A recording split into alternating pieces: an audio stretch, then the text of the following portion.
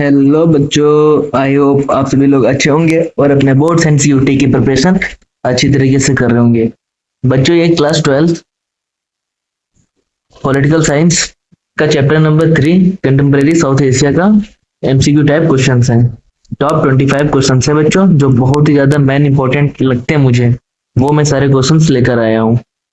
Okay बच्चों, चलिए शुरू करते हैं। और हाँ, उससे पहले मैं बता दूं कि मैंने हर एक सब्जेक्ट की प्लेलिस्ट बना दी है, सभी एमसीक्यूज की, हर एक चैप्टर की। और आपके डोमेन सब्जेक्ट्स जैसे कि political science, history and geography, इन तीनों सब्जेक्ट्स की प्लेलिस्ट बना दी क्लास 12 की। आप लोग जाके विजिट कर सकते हैं और देख सकते हैं सभी। और मैं एनसीईआरटी की बहुत जल्द प्लेलिस्ट बना दूंगा कि जो एनसीईआरटी में एक्सरसाइज दी गई है उनकी मैं वीडियोस बना दूंगा। कौन सा आंसर करेक्ट है या रॉन्ग है? चलिए पहला क्वेश्चन करते हैं। क्या है बच्चों पहला question? When did the cold war begin? तो इसका जो करेक्ट आंसर है वो 1 है, ऑप्शन 1, 1945। कोल्ड वॉर 1945 में स्टार्ट हुआ था। चलिए क्वेश्चन नंबर 2 है। NATO was established in? NATO कब स्टेब्लिश हुआ था बच्चों? नाटो 1949 में स्टेब्लिश हुआ था। किसके द्वारा स्टेब्लिश हुआ था, मतलब किसका ये मतलब मिलिट्री अलायंस है? तो ये यूएसए का मिलिट्री अलायंस है। चलिए बच्चों क्वेश्चन नंबर 3 की तरफ चलते हैं। क्वेश्चन नंबर 3 है, who was the first secretary general of USSR? तो जो पहले फर्स्ट सेक्रेटरी जनरल जो यूएसआर के थे वो कौन थे? वो बच्चों थे स्टालिन। चलिए क्वेश्चन नंबर 4 है, the non aligning movement was funded founded in? तो जो नॉन अलाइनमेंट मूवमेंट है वो कब बना था? तो ये बच्चों जो बना था और इसके फाउंडिंग फाउंडिंग मेंबर कौन थे? तो वो पीटी नेहरू, सबसे मेन इंपॉर्टेंट तो जो लीडर थे वो अपने ही पंडित जवाहरलाल नेहरू जी थे। तो ये कब फाउंड हुआ था? ये बच्चों फाउंड हुआ था 1961 में। ये रहा ऑप्शन नंबर बी, 1961 में फाउंड हुआ था। और 1961 में भी क्या बच्चों बनी थी? बर्लिन वॉल भी बनी थी। हाँ, जो कि 1989 में शायद गिरी थी। हाँ, 89 में शायद गिरी थी, कंफर्म। चलिए बच्चों क्वेश्चन नंबर 5 और 6, the Cuban missile crisis took place in? Cuban crisis missile कब हुई थी? तो ये 1962 में हुई थी। चलिए क्वेश्चन नंबर 6 है, the USSR disintegrated in? USSR कब टूटा था? तो बच्चों 1990 में नहीं टूटा, 1992 में भी नहीं, 1989 में भी नहीं, 1991 में टूटा था। 1989 में बर्लिन वॉल गिरी थी, अभी मैंने ऊपर बताया आपको। चलिए question number 7।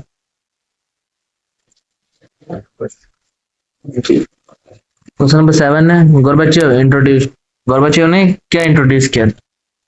Glasnost, perestroika, both और नन? तो इसका जो करेक्ट आंसर हो जाएगा option B, sorry C, both. क्योंकि ग्लासनोस्ट और पेस्टोरिका दोनों ही गोर्बाचेव ने इंट्रोड्यूस की थी। क्वेश्चन नंबर 8 है, Russia is the successor of? Russia successor किसका है? यूएसए का नहीं, चाइना का नहीं, यूक्रेन का नहीं, क्योंकि ये टूटे ही नहीं ना, चाइना टूटा ना यूक्रेन टूटा, तो इनका सक्सेसर कहां से आ जाए? यूएसएसआर बच्चों टूटा था तो उसका जो सक्सेसर है वो रसिया बना। और कब टूटा था? 1991 में। चलिए क्वेश्चन नंबर 9 और 10।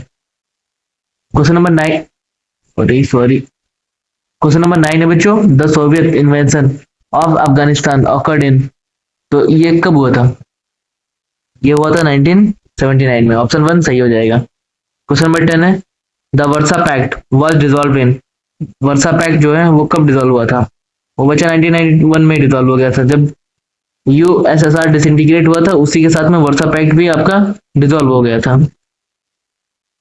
चलिए क्वेश्चन नंबर 11 है, operation enduring freedom was launched in? ये ऑपरेशन एंड्यूरिंग फ्रीडम किससे रिलेटेड है बच्चों? ये अरब से रिलेटेड है। हाँ, इसका जो करेक्ट ऑप्शन है वो ऑप्शन नंबर 1, अफगानिस्तान। मतलब अरब से नहीं, मतलब जब अफगानिस्तान को जो फ्रीडम दिलवा रहे थे ना ये यूएसए, किससे? रसिया से, तब इसका नाम ऑपरेशन एंड्यूरिंग पड़ा था। चलिए क्वेश्चन नंबर 12 है, the US the US war in Iraq began in? कब शुरू हुआ था भाई, ये जो यूएस है वो इराक में कब उसने वॉर शुरू किया था? तो इसका जो करेक्ट आंसर है ऑप्शन नंबर बी, 2003। चलिए question number 20, sorry, question number 12 के बाद 13 इधर होगा। क्वेश्चन नंबर 13 है बच्चों, which policy did George Bush promote? तो इसका जो करेक्ट आंसर है वो है option number B, that is unilateralism. चलिए क्वेश्चन नंबर 14 है, the headquarters of IMF is located in? तो इसका जो फुल फॉर्म है वो बच्चों है इंटरनेशनल मॉनेटरी फंड। हाँ, और इसका जो ये हेडक्वार्टर है वो कहाँ पर लोकेटेड है? वो है वाशिंगटन में, Washington DC, that is USA. तो इसका जो करेक्ट आंसर हो जाएगा वो हो जाएगा ऑप्शन नंबर सी। चलिए question number 15, the term global policeman is often used for? तो जो ये ग्लोबल पुलिसमैन जो यूज किया गया था वो बच्चे यूज किया गया था यूएसए के लिए। तो जो हमारा करेक्ट आंसर हो जाएगा वो हो जाएगा ऑप्शन नंबर सी, यूएसए। चलिए क्वेश्चन नंबर 16 है, the ASEAN founded in? ASEAN कब फाउंड हुआ था? ये तो बहुत ही सिंपल क्वेश्चन है, आपने रट रट के याद किया होगा, 1967 में बना था। तो इसका जो करेक्ट आंसर हो जाएगा ऑप्शन नंबर बी, 1967। चलिए question number 17, the EU was established by? मतलब यूरोपियन यूनियन किसके द्वारा एस्टेब्लिश किया गया था? तो जैसा कि सभी को पता है कि मास्ट्रिक्ट ट्रीटी के द्वारा इसको बनाया गया था। तो ऑप्शन नंबर 1 सही हो जाएगा। चलिए क्वेश्चन नंबर 18 है, China adopted the open door policy in? China ने ओपन डोर पॉलिसी कब अडॉप्ट कर लिया था? हाँ? तो इसने 1978 में इसने अडॉप्ट कर लिया था। हाँ, 1978 में। और चाइना ने बच्चों जो फोर है किस किस पे उसने ध्यान दिया था? 4 पिलर्स पे। तो उसमें कौन कौन से थे? एक था साइंस, दूसरा था एग्रीकल्चर, एक था टेक, और एक और कुछ था, कुछ इंडस्ट्रियलाइजेशन। हाँ, इन चारों पे उसने, ओ मिलिट्री सॉरी, साइंस और इंडस्ट्रियलाइजेशन, मिलिट्री और एक था एग्रीकल्चर, इन 4 चीजों पे उसने फोकस किया था। हाँ, और इसने ओपन डोर पॉलिसी कब अपनाई थी? 1978। This is option number B हमारा सही हो जाएगा। चलिए question number 19 and 20, who is a member of both ASEAN and SAARC? अब जो आसियान और सार्क के पास के जो क्लोज के कंट्रीज होंगे वही दोनों मेंबर हो सकते हैं। हाँ, तो इसका जो करेक्ट आंसर हो जाएगा, इंडिया नहीं हो सकता है, पाकिस्तान ये तो बिल्कुल नहीं होगा, मालदीव ये भी नहीं होगा। तो इसका जो करेक्ट आंसर हो जाएगा वो हो जाएगा नन। देखो बच्चों, इसमें ऑप्शन ही नहीं दिया गया है। हाँ, तो चलिए question number 20, the euro was launched in? Euro जो है कब लॉन्च हुआ था? तो ये जब हुआ था बच्चों, ये हुआ था 1999 में। तो ऑप्शन 1 गलत है, 1990, ऑप्शन नंबर बी सही हो जाएगा। चलिए question number 21, SAARC was founded in? SAARC कब बना था बच्चों? ये बना था बच्चों 1985 में। तो हमारा जो करेक्ट आंसर हो जाएगा option number B. Question number 22 है, which two countries have nuclear weapons in South Asia? South Asia में किस 2 कंट्री के पास जो है न्यूक्लियर वेपन है? तो इसके ऑप्शन एक रह गया है, आपको दिखा देता हूँ। तो which two countries have nuclear weapon in South Asia? कौन से 2 कंट्री साउथ एशिया में न्यूक्लियर वेपन है उनके पास? तो इसका जो करेक्ट आंसर हो जाएगा, India and Sri Lanka. Nuclear weapon हमारे इंडिया के पास है, श्रीलंका के पास तो नहीं है। पाकिस्तान के पास है पर बांग्लादेश के पास नहीं है। और इसके option number C and D तो दिखाई नहीं दे रहे बच्चों। क्या है? इंडिया है, दूसरा पाकिस्तान लिखा है इसमें। हाँ, तो ऑप्शन नंबर सी जो है हमारा सही हो जाएगा, इंडिया और पाकिस्तान लिखा है। और ऑप्शन नंबर डी है जो नेपाल और भूटान लिखा है। तो ऑप्शन नंबर डी नहीं होगा, सी हो जाएगा।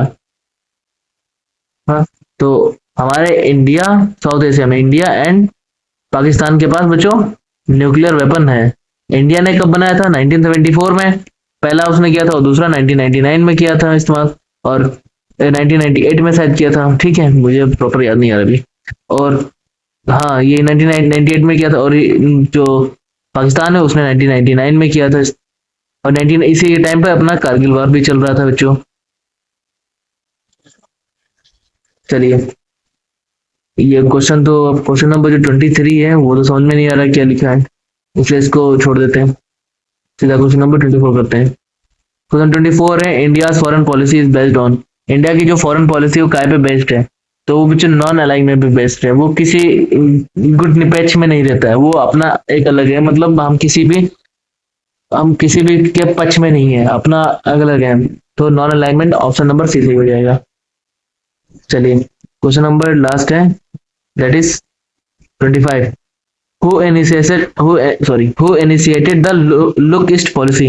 लुक ईस्ट पॉलिसी जो है वो किसके टाइम पर आई थी बच्चों? तो वो नरसिम्हा राव के टाइम पे आई थी, तो ऑप्शन नंबर सी सही हो जाएगा।